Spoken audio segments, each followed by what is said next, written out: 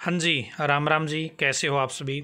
ये video specially जो ex serviceman category से बिलोंग करते हैं उनके लिए है, या डिपेंडेंट ऑफ एक्स सर्विसमैन है उनके लिए है।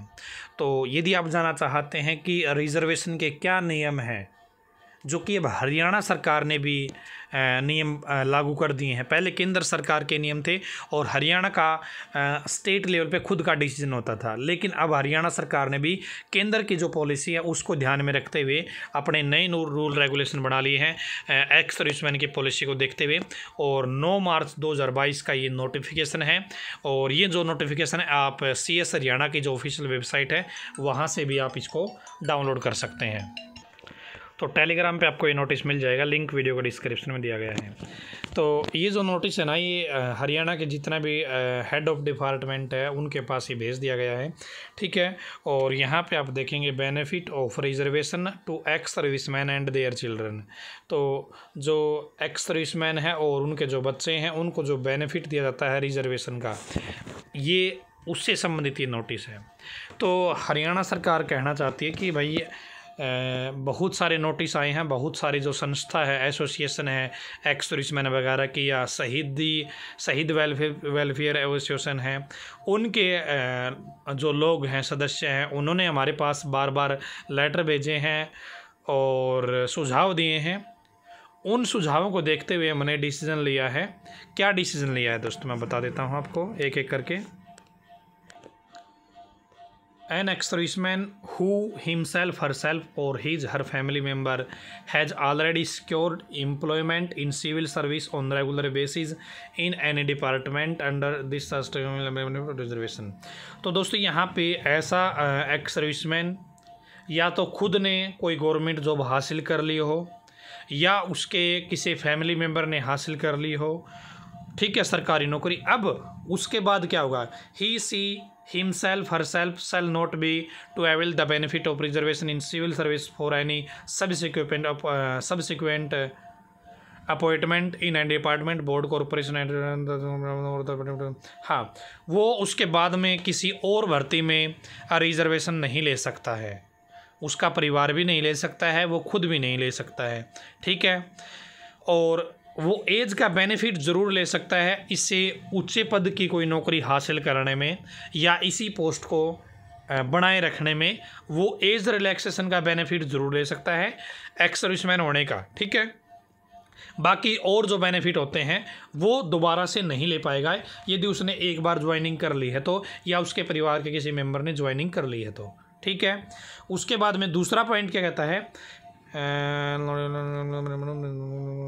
हाँ, उसका जो फैमिली मेम्बर है वे भी अब रिजर्वेशन का बेनिफिट नहीं ले पाएंगे एक्स सर्विसमैन का। एक बार यदि आपने या तो एक्स सर्विसमैन है या उसके बच्चों ने नौकरी ज्वाइन कर ली है, रेगुलर जॉब ज्वाइन कर ली है, ठीक है, स्टेट गवर्नमेंट के अंडर, उसके बाद में वो खुद भी बेनिफिट नहीं ले पाएगा और उसके बच्चे भी बेनिफिट नहीं ले पाएंगे। ये एक पॉइंट आपका हो गया। उसके बाद में बी पॉइंट क्या कहता है, एन एक्स सर्विसमैन हो,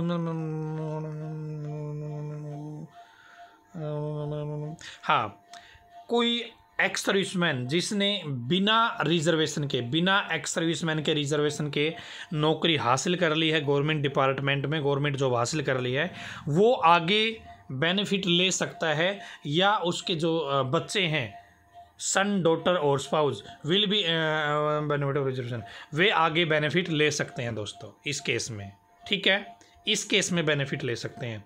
ऊपर क्या था दोस्तों, यदि रिजर्वेशन के बेस पे उसने ज्वाइनिंग कर ली है तो दोबारा से उसको बेनिफिट नहीं मिलेगा, ना ही उसके बच्चों को मिलेगा। लेकिन यदि उसने बिना रिजर्वेशन के बेनिफिट के उसने नौकरी हासिल कर ली है तो क्या है, फिर उसको बेनिफिट मिल सकता है आगे किसी भर्ती में, ठीक है।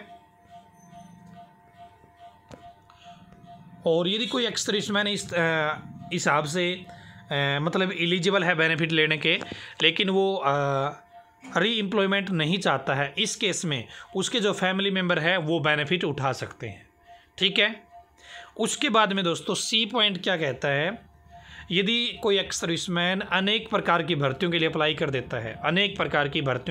देता है, फिर उसकी किसी एक पोस्ट पे ज्वाइनिंग हो जाती है, फिर उसकी किसी एक पोस्ट पे उसकी ज्वाइनिंग हो जाती है, तो जो ज्वाइनिंग जब आप करोगे, आपको अपने उस डिपार्टमेंट को जहाँ पे आप ज्वाइनिंग कर रहे हो वहाँ पे आपको एक लेटर लिख के देना पड़ेगा कि मैंने इस भर्ती की ज्वाइनिंग से पहले इन पोस्टों के लिए और आवेदन कर रखा है, मैं इनके लिए भी बेनिफिट लेना चाहता हूँ।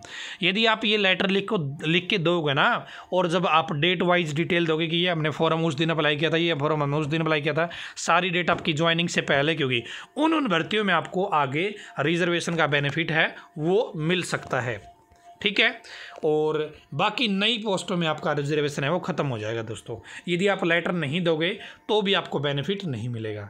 ठीक है, ये नियम बना दिया है। उसके बाद में दोस्तों ये शहीद फैमिली से जुड़े हुए हैं कि भाई या तो 2 मेंबर बेनिफिट उठा सकते हैं, या फिर भाई जो एक जो फैमिली मेम्बर है वो नौकरी ले सकता है एक्स ग्रेशिया पॉलिसी के तहत। ठीक है, इस तरीके का मामला यहाँ पे बताया गया है। और मेरिट लिस्ट कैसे तैयार की जाती है भाई, सबसे पहले डिसेबल्ड एक्स-सर्विसमैन को बेनिफिट जाता है, फिर जो फैमिली मेम्बर है उसको बेनिफिट जाता है, फिर अदर जो रिजर्वेशन जो एक्स-सर्विसमैन है उनको बेनिफिट दिया जाता है।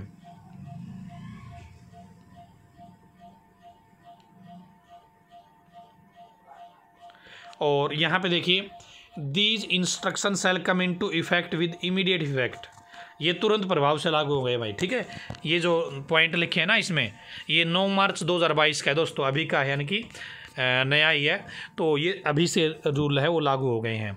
और लोगों ने कंप्लेन डाली इसके बारे में, पहले क्या था हरियाणा में कि बहुत सारे एक्स सर्विसमैन उन्होंने एक जो नौकरी ज्वाइन कर ली वो दूसरे फॉर्म भी अप्लाई कर देता है, उसमें भी वो बेनिफिट ले लेता है रिजर्वेशन का, उसके बच्चे भी बेनिफिट लेते रहते हैं रिजर्वेशन का। तो ये मामला था, इसलिए सरकार ने ये डिसीजन लिया है। और केंद्र सरकार में तो इस तरीके की चीज़ें पहले ही थी, और स्टेट का खुद के ऊपर छोड़ रखा था, भी आप अपने हिसाब से देख सकते हो।